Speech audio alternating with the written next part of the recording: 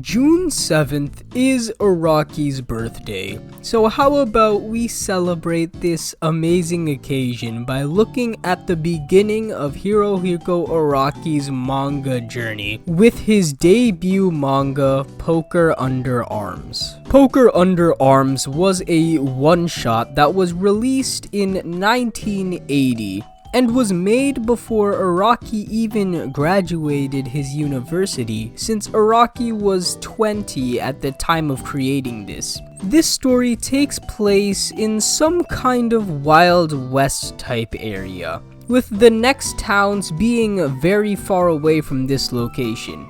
The main part of this story is about a poker game, obviously, between Don Peckinpah and Mike Harper. It's funny because both of these characters look like a Jonathan and Speedwagon, while they're both described as being very evil, which you can say about Dio, who are both people with $10,000 bounties on their heads, since they are both notorious for killing people. Now, the story itself is definitely pretty bare bones since it was only around 32 pages long, but it did have a pretty nice twist at the end, and you can definitely tell that this has the Araki feel that would later be defined more clearly in the latter JoJo parts. However, I do think that you guys should give this a read since it's not that long, so you might as well just read it if you haven't already. Especially the 12% of you that are already subscribed to my YouTube channel. Now,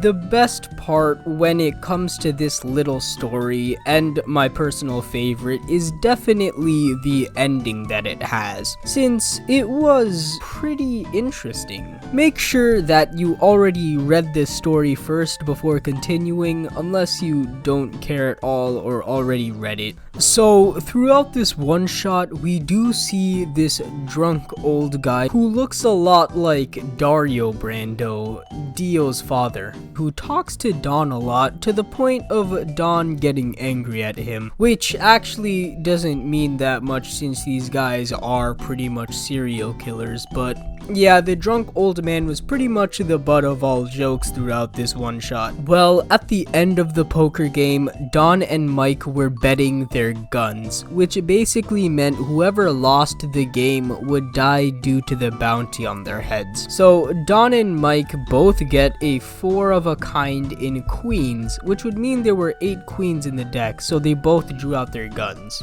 Originally, Don had a 4 of a kind with 3s, but then it changed to queens through sleight of hands, I think.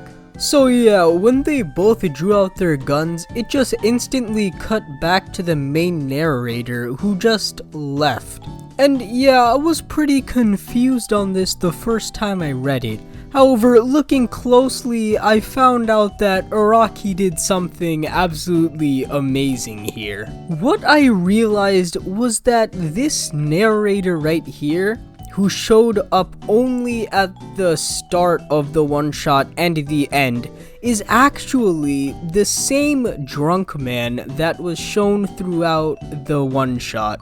This is shown by the fact that, first of all, they look very similar to each other, in fact, near identical, and he was the one telling the story, as well as the last line talking about the story as well. So, the last panel before we went back to the main narrator, aka leaving the story of Don and Mike, was of alcohol being thrown at Don and Mike after this narrator drunk man character decided to throw it. So, this means that this drunk man was able to kill Don and Mike from this bottle of alcohol and got the $20,000 bounty from these two characters and became rich and successful from this. And this storytelling right here is absolutely amazing, showing us that from the beginning, Araki was definitely an excellent writer. So yeah, happy birthday, Araki.